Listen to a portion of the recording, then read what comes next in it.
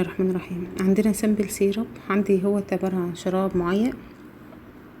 بيقول لي سمبل سيرب is prepared by dissolving إذابة 85 جرام of sucrose اوكي in enough purified water. انا بدوب دلوقتي 85 جرام من السكروز بتاعي في كمية معينة من المية تو ميك عشان اصنع كام، اصنع كام اللي انا احصل على 100 ملي اوف سيرب، عشان احصل على 100 جرام 100 ملي من السيرب من محلول الشراب بتاعي ده. تمام. طب انا لو عايزه استخدم بقى برسنتج الويت بالفوليوم، انا عندي هنا في الاساس اهوت هو كاتب لي 85 جرام اوف سكروز، يبقى احنا قلنا هو نمبر اوف الجرامات اوف السوليوت على النمبر اوف فوليوم بتاع اللي هو مين اوف سوليوشن بتاعي على عدد المكون للمحلول بتاعي اللي هيتكون كام. المحلول بتاعي هيكون لي 100 ملي اوف سيرب، يبقى انا عندي 85 يبقى البرزنت اوف ويت بور فوليوم، يبقى عندي 85 جرام من السكروز على ال 100 ملي بتاع السيرب اللي موجود عندي، بضربها في 100 عشان هي برزنتاج عندي نسبة يتساوي كام، هتدينا 85% ويت بير فوليوم. طب انا لو عايزه ويت بير ويت بقى، عايزه وزن لوزن، قال لي كان عندي اهوت عشان احول، انا عندي دلوقتي انا عندي بحصل 100 ملي من السيرب، ال 100 ملي دول عشان احوله لجرامات فقال لي لازم اضرب في السبيسيفيك جرافيتي. تمام. فقال لي قيمه السبيسيفيك جرافيتي دي اساسا بكام، بواحد و3 من 100. احنا واخدينها قبل كده اساسا، يعني النسبه دي قبل كده. تمام. يبقى انا عشان احول عندي الويت او الفوليوم بتاعي، لما الفوليوم بتاعي بيكون عاطيني ال 100 ملي من السيرب بالملي وعايزه احوله لويت لوزن او احوله لجرامات، يبقى لازم اضربه في السبيسيفيك جرافيتي. فبضرب تحت، يبقى انا بقول 85 على ال100 في السبيسيفيك جرافيتي اللي هي 1.3 من 10 مضروبه في 100 البرسنتج بتاعي، يبقى هتدينا تقريبا في النهايه 65% ويت بير ويت. اوكي. بيقول لك ليس كوانتيتيف ترمز، في عندي بعض المصطلحات الكميه يوز تو ديسكرايب سولوبيلتي، ممكن توصف السولوبيلتي الذوبانيه بتاعها. يبقى احنا خدنا الذوبانيه ديت في عندي حاجات كتيره، هو خدنا اشهرهم اللي هم الثلاثه البرسنتاج، ودي موست كومن ميثود اللي انا بستخدمها، وفي عندي كمان في بعض الحاجات الترمات اللي انا بستخدمها اللي هي كوانتيتيف كميه تدل على الكم بقى. فقال لي مين يونايتد اللي هي بتستخدم ديفايند باي زي يونايتد ستيد الفارماكوبيه، صناعه الادويه بتاعتي ديت، في صناعه الادويه اللي انا بستخدم المصطلحات دي اللي هي الكوانتيتيف تيرمز. زي مين بيقول لي هنا اللي انا بقول الترم زاد المصطلحات، بقول مثلا على السوليوشن بتاعتي فيري سولوبل، فيريلي سولوبل، سولوبل، سبرينج سولوبل. لايه بقى بوصفه عشان ادي بقى لليو اس بي بتاعتي بتاعها اللي انا بقول كوانتيتيف، عايزاها اكون في صوره كوانتيتيف ترم. فبيقول لي هي عباره عن بارتس اوف سولفنت ريكويرد تو ديزولف 1 بارت اوف سوليوت، العدد دهوت البارتس الاجزاء من السولفنت المذيب بتاعتي عشان اللي انا بحتاجها عشان تدوب جزء واحد من السوليوت المذيب، لان احنا كنا بنقول عشان اعمل سوليوبيليتي ذوبانيه يبقى معناها في عندي سوليوت بتاعه وفي سولفنت، يبقى انا هو ايه كميه السولفنت اللي انا بحتاجه او عدد الاجزاء بتاعه السولفنت اللي انا بحتاجها عشان تدوب جزء واحد بس من السوليوت بتاعي. فقال لي لما انا بقول على الترم المصطلح بتاعي السولوبيلتي بتاعتي بقول فيري سولوبل، يعني دايبه خالص، فيري سولوبل دايبه جدا يعني، فمعناها البارتس اوف سولفنت اللي انا بحتاجه، اجزاء السولفنت اللي انا بحتاجها عشان تدوب بقى 1 بارت اوف سوليوت بتكون لي الزان اقل من 1. عشان كده بقول على الحاله ديت السوليوشن بتاعي بقول فيري سولوبل، ده دايب في ثواني، السوليوت بتاعي ده في ثانيه مع السولفنت. طب لما بقول فريلي سولوبل، فريلي سولوبل، فري ماخوذه من كلمتها هوت فري، حريه او حر، يبقى قابل للذوبان بحريه، بيدوب بحريته يعني عادي ماشي شغال كده. فبحتاج كام بقى من بارتس اوف سولفنت اللي بحتاجها من 1 ل10. تمام. هنا بيقول لك سولوبل، لو انا بقول سولوبل ايوه دايب وخلاص، وبقول دايب وخلاص يبقى بحتاج من 10 ل30. طب سبرينجلي سولوبل، سبرينجلي شحيح الذوبان، يعني ما بيدوبش كويس اصلا، شحيح الذوبان، بحتاج من 30 ل100. طب سلايتلي سولوبل، سلايتلي قابل للذوبان بس قليل جدا، يعني السبرنجلي اعلى من سلايتلي اقل من سبرنجلي شحيح الذوبان، لا السلايتلي ده بيكون اقل في الذوبان من سبرنجلي، فبحتاج من 100 ل1000 بارت زي ما في السولفنت بتاع من عشان تيزولف 1 بارت بس من السوليوت.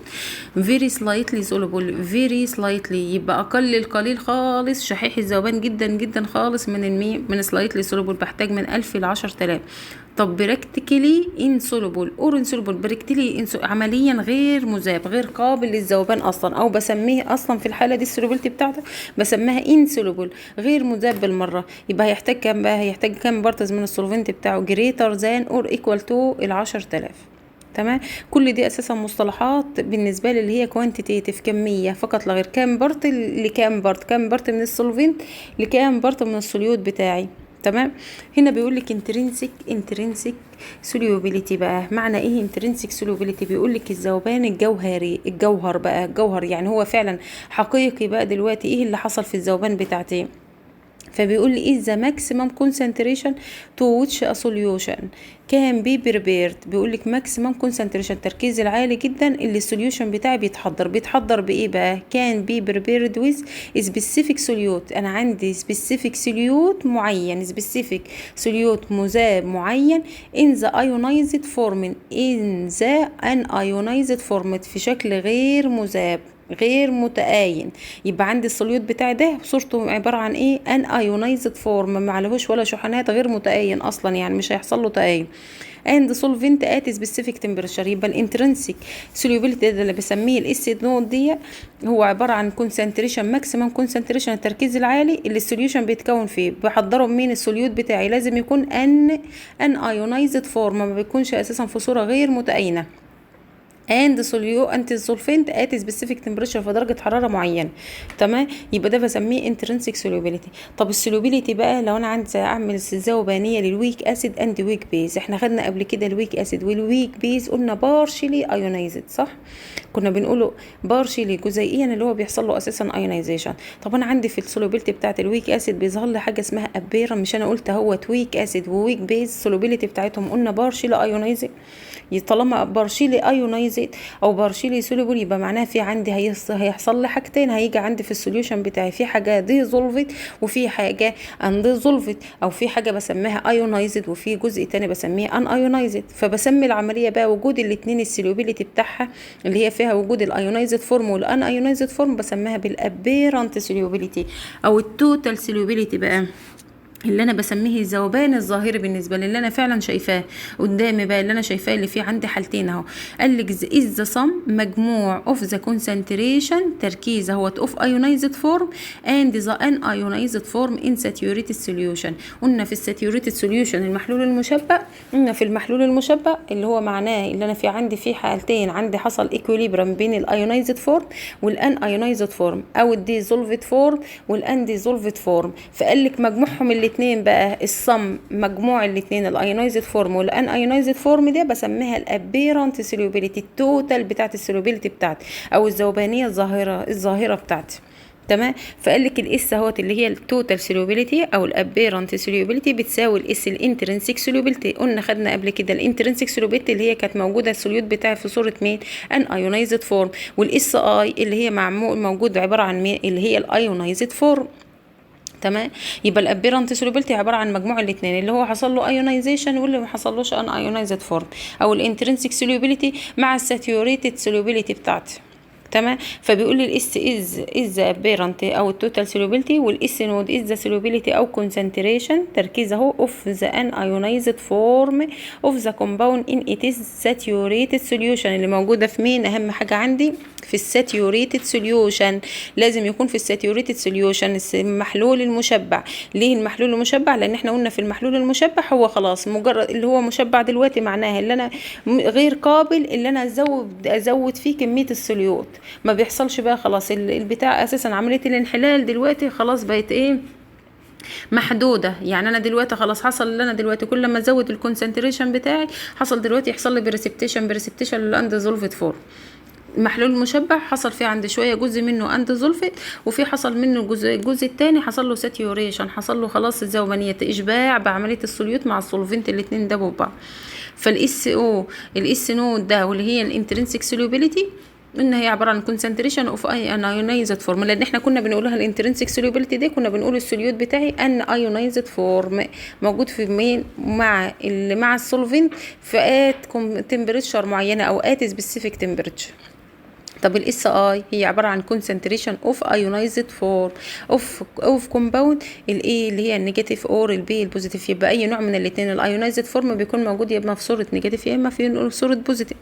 تمام. فبيقول لي هنا ان ساتيوريتد بقى سوليوشن ايه اللي بيحصل بقى في المحلول المشبع بتاعي؟ قال لك السولوبيليتي اوف ذا ان ايونايزد فورم اوف ذا ويك اسيد اللي هو الويك اسيد اللي انا مثلته الاتش اي از ايكوال تو المي الانترنسك سولوبيليتي.